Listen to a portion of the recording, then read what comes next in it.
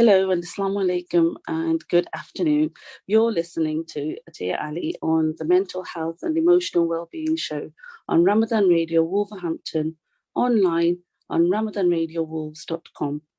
In the show today, we hope to provide information that may be helpful to support your well-being and the well-being of others, because everyone's mental health matters. In the last show, our guest, Dr. Sukhbinder Bilku, a clinical psychologist, provided information about eating disorders, symptoms and support for accessing mental health care as soon as possible. You can listen back to this on Ramadan Radio's Wolves YouTube channel, alongside finding further mental health information on my Twitter feed at Atiyah Ali3. We are not here to offer you advice in place of your clinician. However, we will share information that may encourage you to seek support. If you feel you need to discuss your health and well-being following this show, then please do contact your GP. We won't be taking any live calls today. However, we welcome your comments via the WhatsApp messaging number on 07 440 420 432. We are currently hoping that lockdown during this COVID-19 pandemic will again begin to ease. We may notice that we are beginning to worry about this again, becoming more uncertain, more anxious about the current situation. It is important to find strategies to help us with this. In a previous mental health and emotional wellbeing show, we focused on COVID-19 and self-care. Please listen back to this for further information on managing your well-being during these changing times. Again, this clip can be found on Ramadan Radio Wolves YouTube channel. In the show today, we have not only a Ramadan special, but also, I think, an early Eid present. I'm pleased to have our guest, Poppy Jaman, taking the time out of her busy schedule to join us on our mental health and emotional wellbeing radio show. Poppy Jaman OBE is an internationally respected mental health advocate, national policy advisor and social entrepreneur, a global voice of authority on workplace mental health. She is the CEO of the City Mental Health Alliance, a coalition of multinationals working together to create a culture of good mental health and build a global community influencing change and stigma. Poppy is also the director at Rebalance and a trustee for the Centre of Mental Health.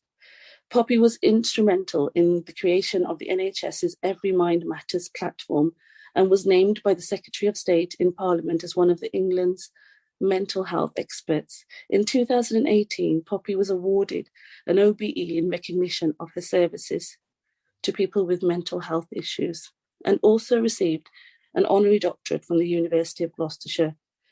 In 2019, she won Woman of the Year at the GG2 Culture and Diversity Leadership Awards and was named a game changer in the Financial Times Women of 2019 list.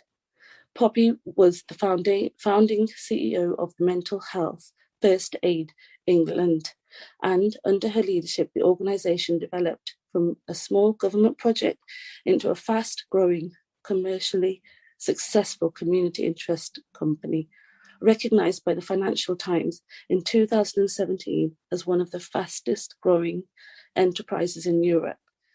She also served 2 terms on the advisory board of the Public Health England. Without further ado, I would like to welcome Poppy Jaman to Ramadan Radio Wolves Mental Health and Emotional Wellbeing show. Hello and Assalamu alaikum, Poppy. Welcome to the show. Assalamu alaikum, Atiyah. Thank you very much for that introduction. It's very long and I feel a little bit embarrassed now. But lovely to meet you and thank you for inviting me.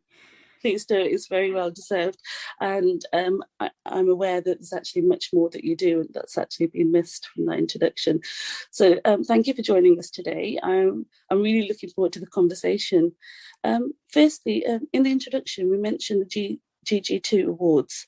The GG2 Leadership Awards spotlights remarkable people who use their talents for the greater good. And we look forward to you sharing these with us today. what brought you to contributing in such a way to community and society at large? Could you share where your journey or interest in mental health began?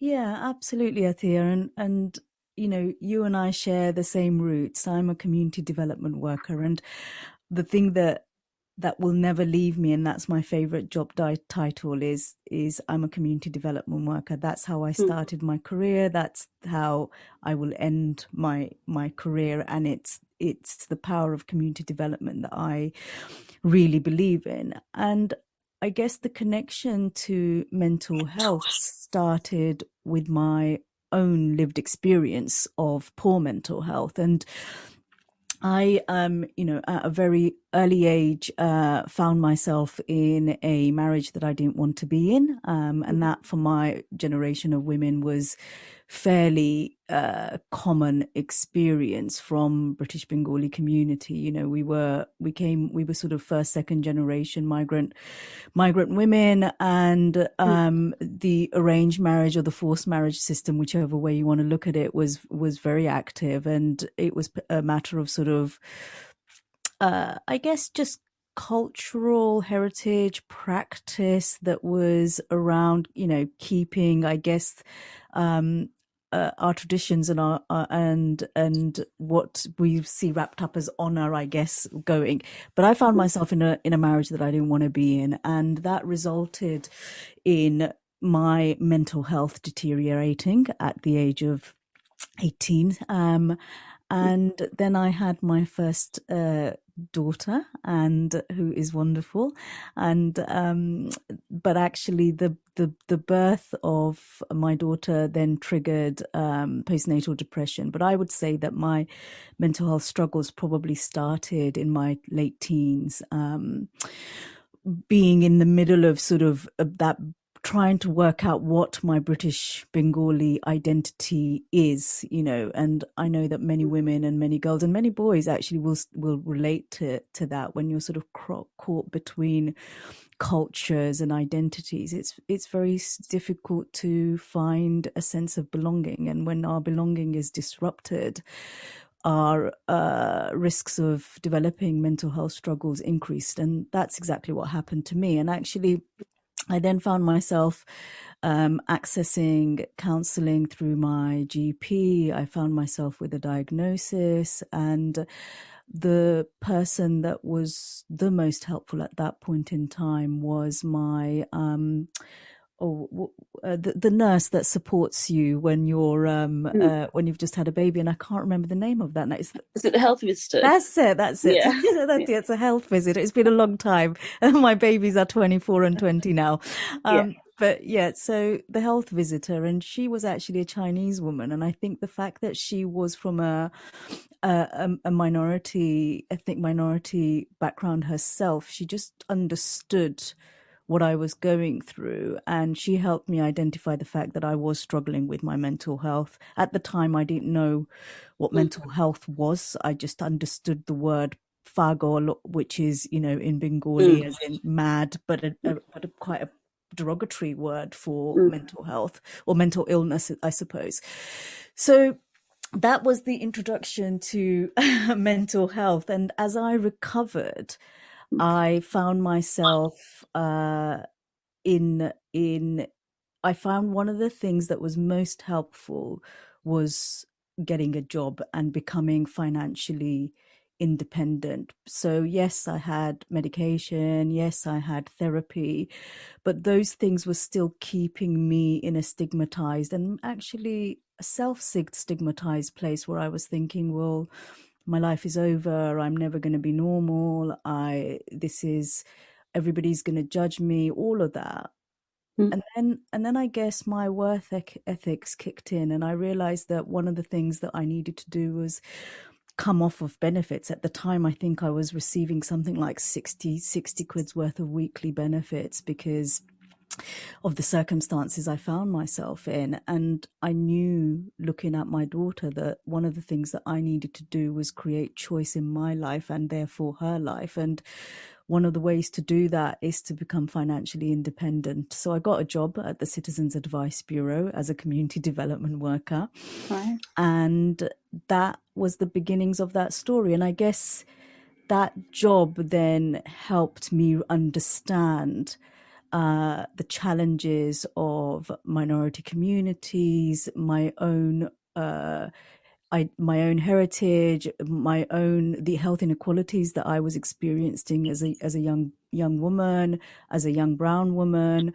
And I guess it activated the activist in me. But my activism has always been around developing communities rather than campaigning.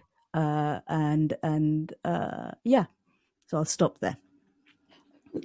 Thank you. That's really insightful. And I was going to go on to ask you in terms of, who supported you and who made you aware that there was an issue, but how did you realize there was an issue? And you've shared that with regards to the health visitor. You also touched upon stigma. Could you tell us a little bit more about stigma? I know you said this was self-stigmatized, but at the same, you talked about the word Fargo Mad in Bengali and the labels that are given to people who are experiencing mental health problems. Could you tell us a bit more about that? And Yeah, absolutely. So shame and stigma go in hand. When we feel ashamed of anything, whether it's the fact that you're a divorced woman, or whether it's the fact that you've got a physical disability, and then if you've got a mental health issue, you can amplify all of that stigma by 100-fold, I think, because what happens is people look at the message within society is that mental health struggles is a personality weakness, or somehow a genetic weakness, or somehow or something that you will never recover from. And I think that is built into the DNA of many of our cultures, not just South Asian cultures, but I think we have specific issues that are nuanced to our communities that we need to be aware of. But worldwide, otherwise mental health wouldn't be such a big issue in terms of trying to solve it. So the stigma is attached to shame, and that's why I talk about it in the sense of self-stigma. So when I was going through my difficulties, and don't get me wrong, I have a diagnosis of depression and anxiety, which started back in my late teens and early 20s, but I'm mid 40s now, and I live with that.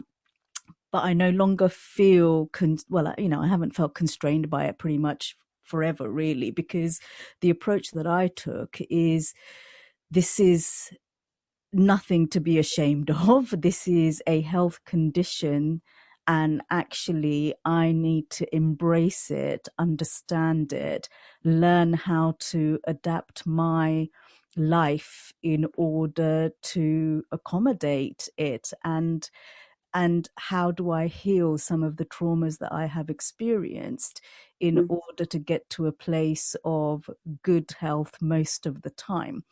And I guess I took that approach because my health visitor was so fantastic, because she gave me a different perspective. But when I go back and sort of think about the family perspective, my family were really worried about what was happening, and I completely get that, because there was very little knowledge around, well, actually I could get medical help, I could get talking therapy help.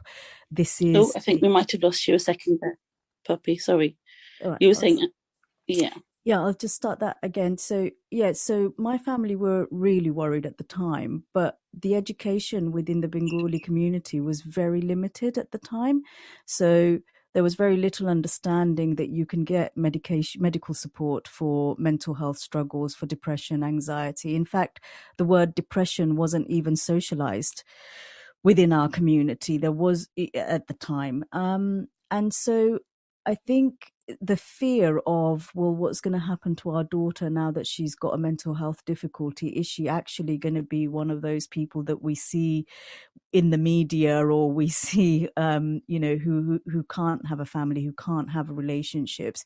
All of those things are legitimate fears because of the lack of understanding. And that was 20 something years ago.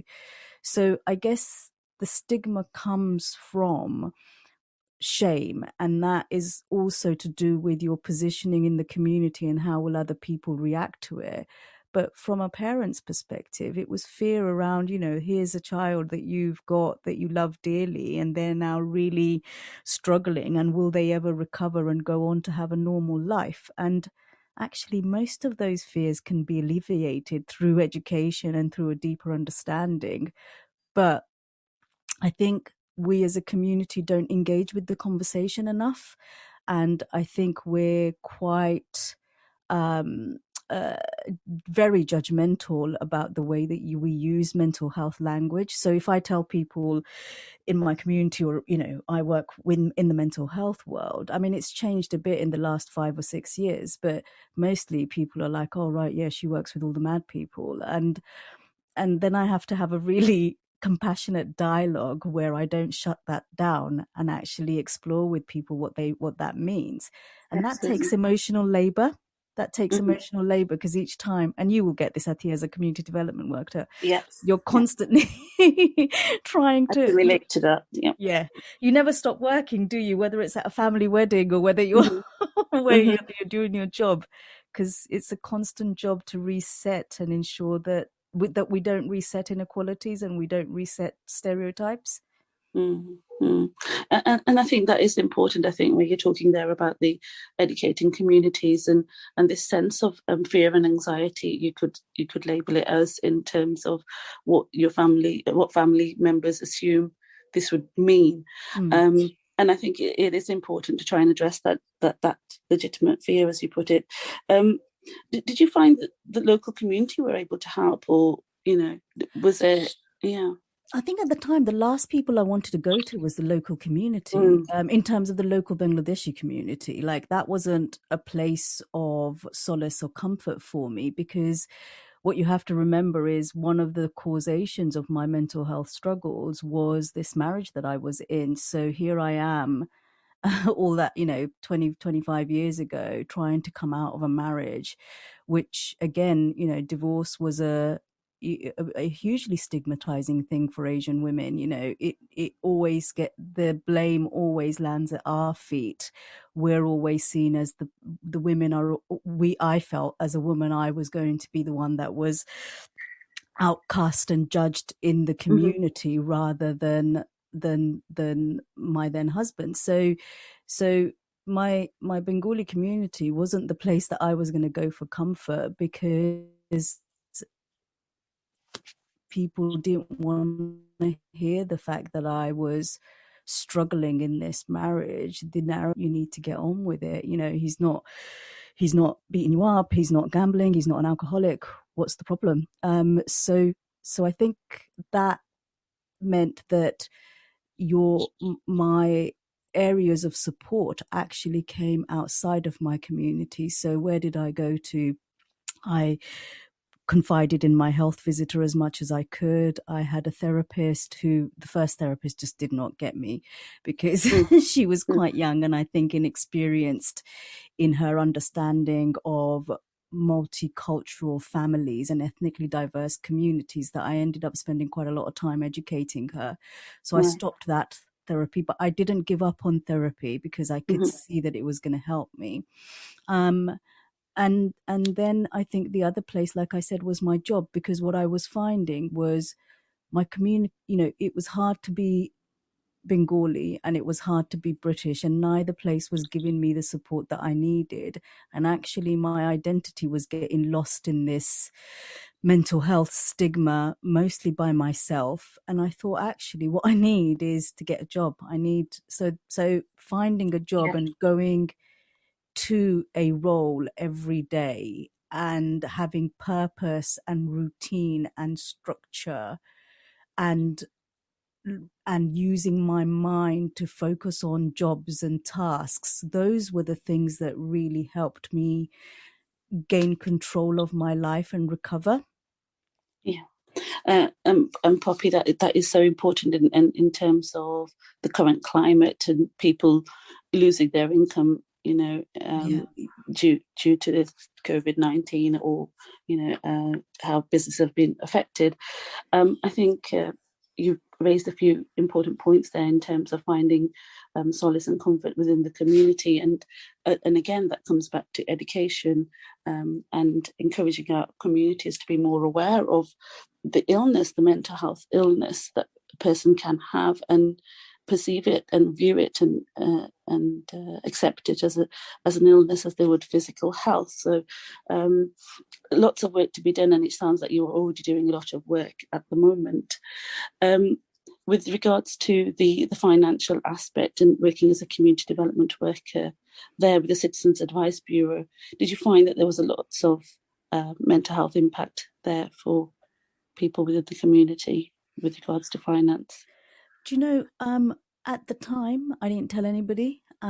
It was only in 2016 that I actually came out with my mental health struggles publicly. And again, Atiyah, that goes to show the stigma of mental health. Bearing in mind, I've been working, by this time, I was leading mental health first aid, England, a social enterprise. I still hadn't told the world openly that I had struggled with mental illness.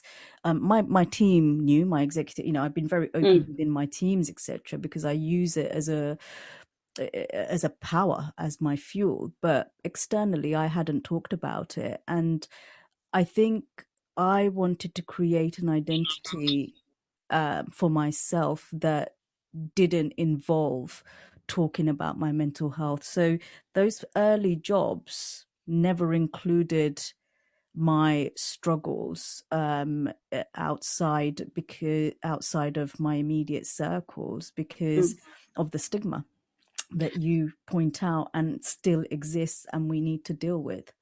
Yeah, yeah. Did you experience that people who access the services there at the CAB, the Citizen Advisory Bureau, were perhaps presenting with similar issues which were in relation to mental health difficulties? Yeah, one of the things I started in that job was a domestic violence helpline for Right. minority ethnically diverse women, actually. And I was completely inexperienced. I was so young and I didn't know what I was doing. But one of the reasons I did that was when I started working there, my job was to engage minority ethnic communities in Portsmouth to use the Citizens Advice Bureau. And as I went out to do community development outreach work, I came across many women who were experiencing violence and harassment in their homes, and they needed a space to talk. So that was one of the things that I set up. And yes, completely, there was always mental health difficulties. But again, this was a long time ago, and I don't think we had the kind of knowledge that we have now to be able to have given people that support. But I hope I made a little bit of difference in specifically for women back then. I did then go on to work in a women's refuge after this role, because of my allegiances with women experiencing extreme complicated struggles. But also, I guess it was a way of being able to use my language skills, my community development approach, and my ability to just ask for help, to get other Absolutely. women support Mm. that they And need. again, sorry, we're losing you again a little bit there, but we're just coming towards the break. We will pick up on this on the other side of the break. Thank you, Poppy. Welcome back. You're listening to Atiyah on Ramadan Radio Walls in conversation with our inspiring guest, Poppy Jaman. Before the break, we were discussing how Poppy entered into mental health and how her experiences and early work encouraged her to focus on contributing to society at large. I hope I've got that right, Poppy. Yeah, you have absolutely got that right. Thanks, Atiyah. Okay, so I know that you've been involved in a number of projects and due to time, we won't have be able to cover most of them. But I'd like to firstly talk about the mental health first aid. Could you tell us how that came about and your contribution to that? Yeah, absolutely. So I then one of my bosses at in Portsmouth where I was working. So I moved on from Citizens Advisory. I worked for a women's refuge. Mm-hmm. Then I got a job with the council developing a community development project where we supported people from minority ethnic communities coming out of long-term hospital care, mental health, mental illness, mental ill health, mental health trusts and mental health hospitals. And often people lost their first language for a second language for a period of time, which would have been English. So my little service, it was called Culture Works, and it had recruited bilingual people to support people that were coming out and of hospital care, and that job then won an award because it was pioneering for our region at the time. I didn't even know who entered it for award, but it did. And that led me to getting a job, and it was the first what we would call mainstream job, which is always amuses me that minority ethnic projects are often seen as not mainstream, and that is one of the issues, systemic discrimination issues that we've got within our health and social care system. But I'm not going to go down that road today. But I then got a mainstream job, which was working for the chief exec of the Mental Health Trust at the time, a lady called Sheila Clark. And she was amazing. She mentored me. She asked another colleague, I think it was the nursing director, Judy Hillier, to take me on a number of projects in Portsmouth. And these two women were absolutely fantastic in helping me build my career and giving me ambition. And they pointed me towards a job with the Department of Health, which was race equality lead for Southeast England. And I'm going into detail about that because I think women need to support women. And I think when women see talent, we need to, particularly when we're further on in our careers, how much influence we have and how much we can inspire people, but also demonstrate and hold aspiration and nudge women who are often, particularly from minority communities, who weren't raised to be CEOs. I was raised to be a mother and a wife and a daughter-in-law. That was the aspiration that my family held for me. I wasn't raised to be a CEO, and I didn't see women like me in CEO roles at the time because I didn't grow up in Bangladesh where there were loads of women that are actually in progressive roles, but I didn't grow up seeing that. So I think that's something that I say to women and men, look for the talent that are around you, and especially look in places that you don't normally look, within minority communities, and sponsor people's careers, because who knows what might happen. Anyway, so they nudged me towards this job. I laughed and went, there's no way I'll get this regional job. Look at me, I've got GCSEs and a bunch of community development roles, and this is a national program. Anyway, long story short, I got the job. And from that, one of the things that we started looking at is how do we educate the general public around mental health? And this thing called Mental Health First Aid was being rolled out in Scotland.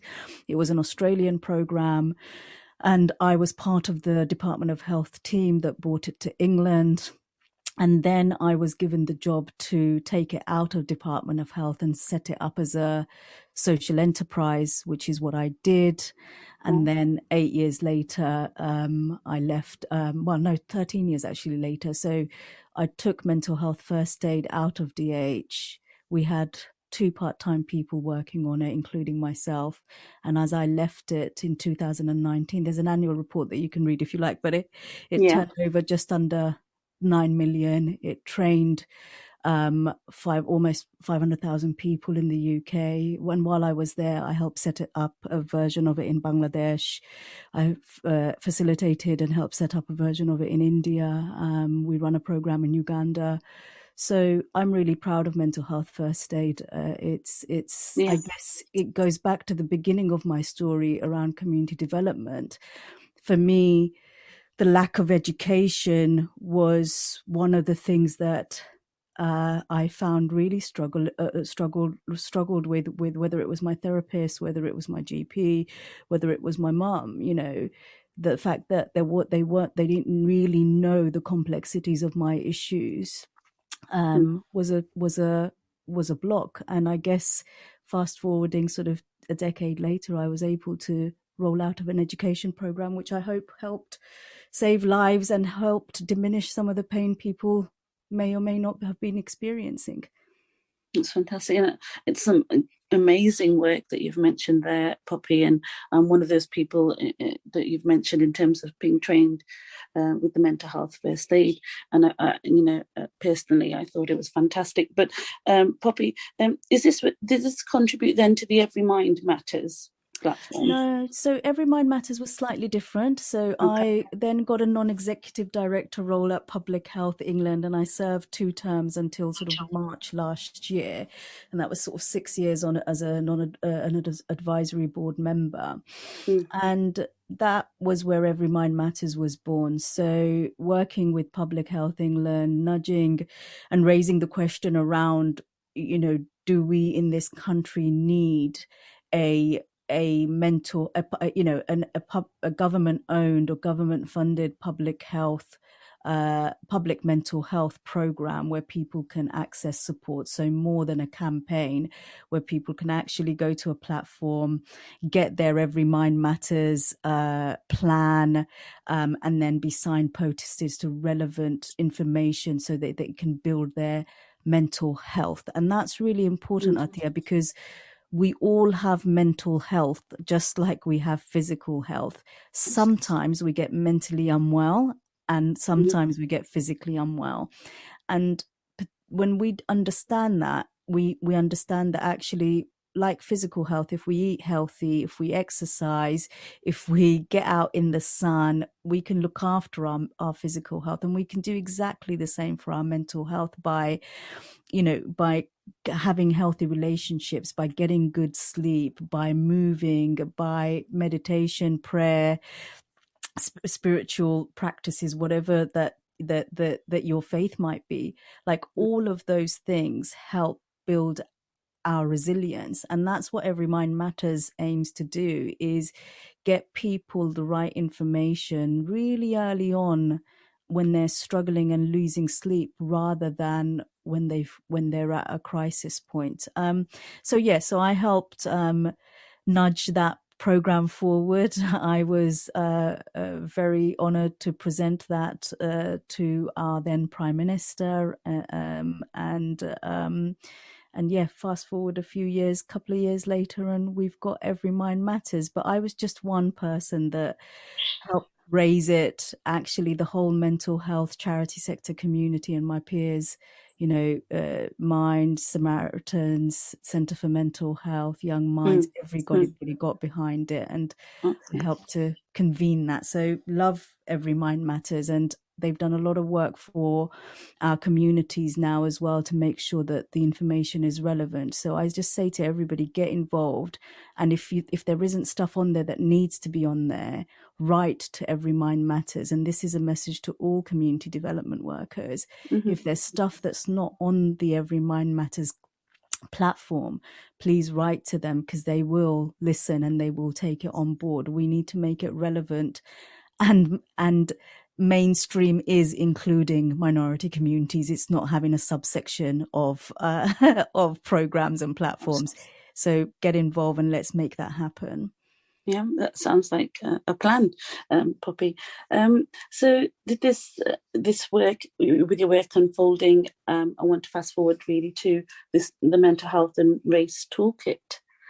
You work as the CEO for the the City Mental Health Alliance, is that right? Yeah. So I left mental health first aid, and while I was there, I had already started working on an initiative called the City Mental Health Alliance, and our vision is to create mentally healthy workplaces. So the City Mental Health Alliance is a social enterprise. It's now in Hong Kong, Australia, Singapore. We've just had our first roundtable in India. We're Mm. also developing chapters in New Zealand, US, Portugal. So I'm really proud of this global organization that I've helped found and am the CEO of. And you talk about specifically about the race toolkit, and I think, Atiyah, that's how we both connected on Twitter. Is you saw the race toolkit and then you were like, Yes. this is great, can we have a chat about this?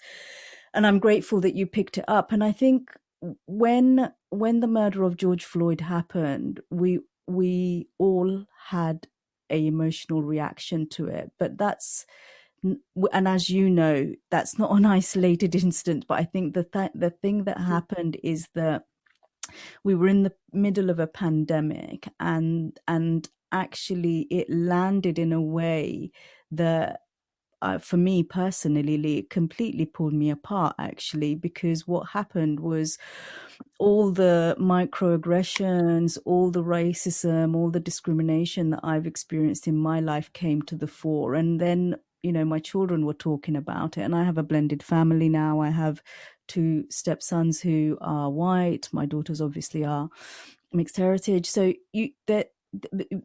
we've got a blended mixed heritage family, Mm. and we were talking about it, and then at work we were talking about it. And so I thought, well, the intersectionality of racism, discrimination, and ethnicity is deeply connected with mental health. And I think my story speaks to that anyway. So we went about developing this race toolkit, and it's one of many pieces of work that we've been doing in amongst big corporations to think about inclusion and mental health. Please do put the link to the toolkit with this program if Absolutely. people want to see it, because it Hmm. goes into great detail about what organize I mean, this specifically speaks about city businesses, but the principles are very simple. Every company, every organization needs, every leader need to be think about 4 strategic actions. One is about allocating board level responsibility. So whether you are trying to lead on mental health, or whether it's inclusion, or whether it's the intersectionality of both, unless the board understand it and have got a objective at board level and measurements at board level, it's not gonna happen. But more importantly, the resources. Often organizations recruit a diversity lead, but they give them no budget.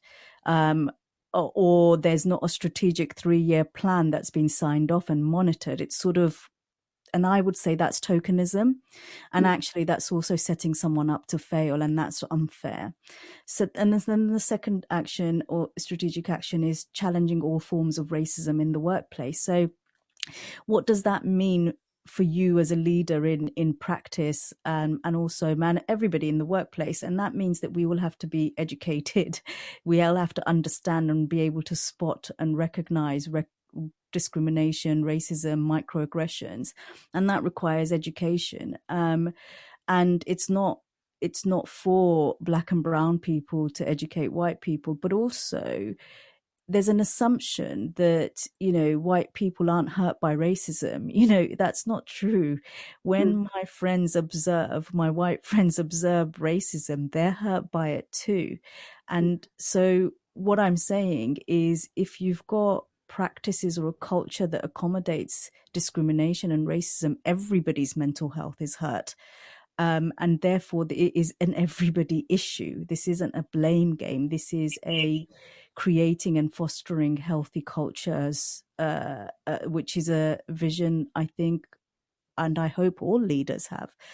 Then the third principle is about being inclusive and building an inclusive and representative workplace, and making sure that there is appropriate health and well-being systems. So, for example, many businesses and large organizations will have employee assistant programs, but often they haven't checked if those employee assistance programs or support services for staff are skilled to deal with issues such as multicultural issues or diversity issues or racism issues. And I think making sure that the support that you put in place for your people at work is relevant and appropriate, whatever the demographic of your population is really crucial, of your employee population is. And then the fourth principle is really basic, but so many people forget to do it, is collect the data and measure progress.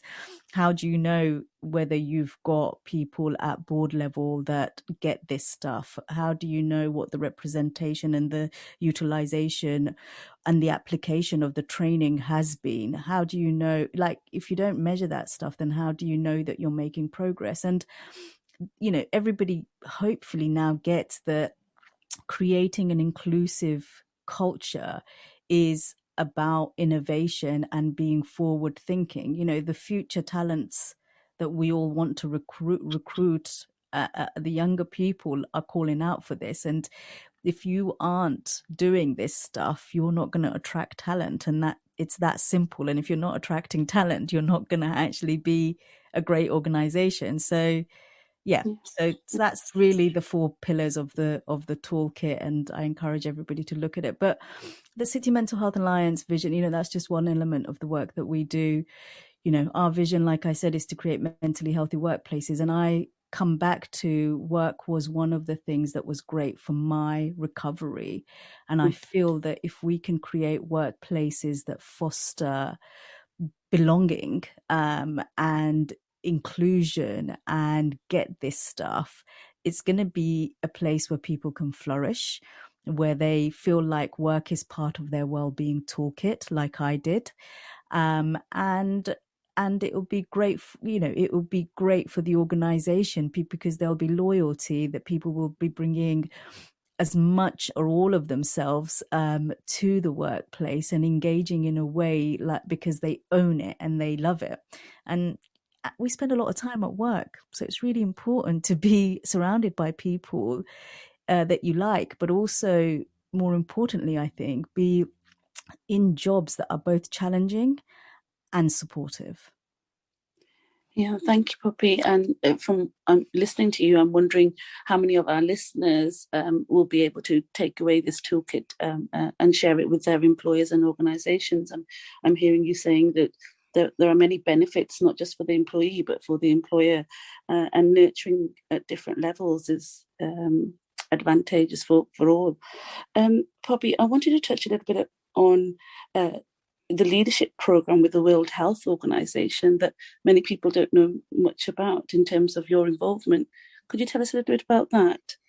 Yeah, absolutely. So I'm really, as the older I'm getting, I've got a real strong pull to do more in this latter part of my career globally, and actually being pulled more and more towards, you know, Bangladesh and what can I do to help strengthen the health systems there. And, you know, there's a number of things that I'm doing. So, for example, on a personal level, my brothers and I are sponsoring a nurse scholarship with Grameen Caledonian Nursing College in Bangladesh, and we've agreed to, as you know, Allah willing, and is sponsor a nurse every year. That's the commitment that we've made to ourselves. And I led that process because when I was in Bangladesh, I noticed that there were very few people that were choosing to work in mental health, and actually we've got a massive shortage of nurses, and the pandemic and the stuff that's happening there is going to further massively amplify that. So I guess on a personal level, I'm committing my whatever I can and facilitating that. And if you look at our organizational website, rebalance.org, That's re-balance.org. And again, Atiyah, maybe put a link to it.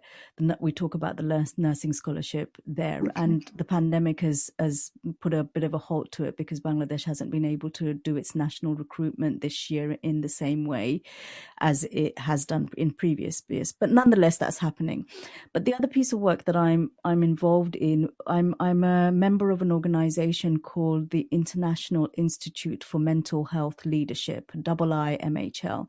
And we are collaborating with WHO, World Health Organization, and they've set up a program where we're peer mentoring and coaching support with sort of people from different countries. So I've been matched with Dr. Helal Uddin, who is the director at the National Institute of Mental Health in Bangladesh.